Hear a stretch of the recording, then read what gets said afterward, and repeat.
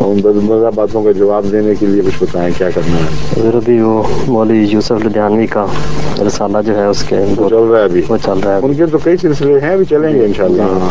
तो लेकिन बीच में थोड़ा सा सांस दे देना मौलवी साहब को, ठीक है, कोई और मौलवी बदल लेना, ताकि वो बिल्कुल ही ना एक ही आदमी के भूलिया ना बिगड़ जाए बिल्कुल। पंजाबी में और पानी पिला तू थोड़ा सा दम दे के फिर दूसरे मौलवी साहब को ले आना, फिर तीसरे को, इस पर बारी बारी। ठीक है, ये सारे पीछे पड़े होंगे मुसलसल, इसलिए कुछ उनको अब सांस मिलना चाहिए।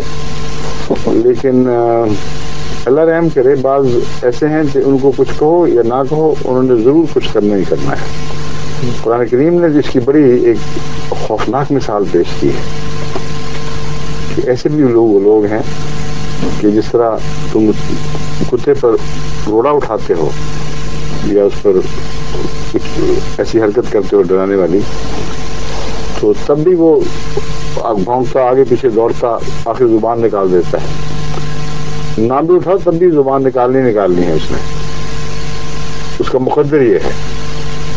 तो मज़ाहिब के दुश्मनों का ये मुकद्दर हुआ करता है, ये उनकी मिसाल है असल में। हज़रत सल्लल्लाहु अलैहि वसल्लम ने किसी को कहा या ना कहा, जो जुबानें निकलने वाले लोग थे उनकी जुबानें निकल ही आई, और यही सिलसिला आदम से लेकर अब तक जारी है। इसलिए हज़रत मसीह अलैहिस्सलाम ने भी तो उम्मती नबूवत का दावा किया है, और इस लिहाज से आपकी वही तकदीर होनी थी, लाजिम था कि वो हो जो पहलों की थी। तो कोई जमात ये ना समझे कि मैं अब जवाब दूंगा तो इसके गुस्से में लोग कहेंगे, जो कह चुके हैं उससे ज़्यादा कह ही नहीं सकते।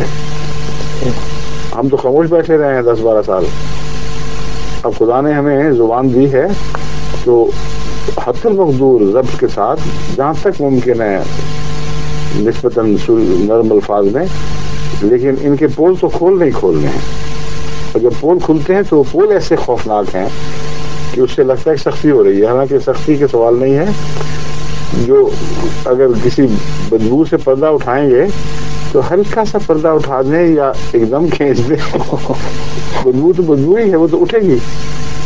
बस वो जो सख्ती है वो इनके अपने दिलों की सख्ती है जो नंगी हो रही है। और मुझे खतूत आ रहे हैं बहुत से ऐसे गैर अहमदियों के या बाज़ गैर अहमदियों के पैगाम भी मिल रहे हैं कि वो बड़ी संजीदगी से ये कह रहे हैं कि इस सिलसिले को जारी रखें, क्योंकि हमें कुछ पता नहीं था क्या बात है। और बात देखते हैं कि अभी हमें तौफीक नहीं है कि हम अहमदी हो जाएं, क्योंकि आपको अंदाज़ा नहीं कि माशरा कितना खौफनाक और हौलनाक है, और आपके मुतालिक क्या क्या बातें फैलाई हुई हैं। मगर इस सिलसिले को खुदा के लिए जारी रखें, क्योंकि हमें अब समझ आई है कि असल हकीकत क्या थी। तो इसलिए ये तो इंशाल्लाह जारी रहेगा, अल्लाह ताला फज़ल फरमाए, तौफीक दे। तो अलिफ से ये तक जो कुछ भी जो मौलवी कुछ कह चुका है, हर एक का जवाब इंशाल्लाह दिया जाए।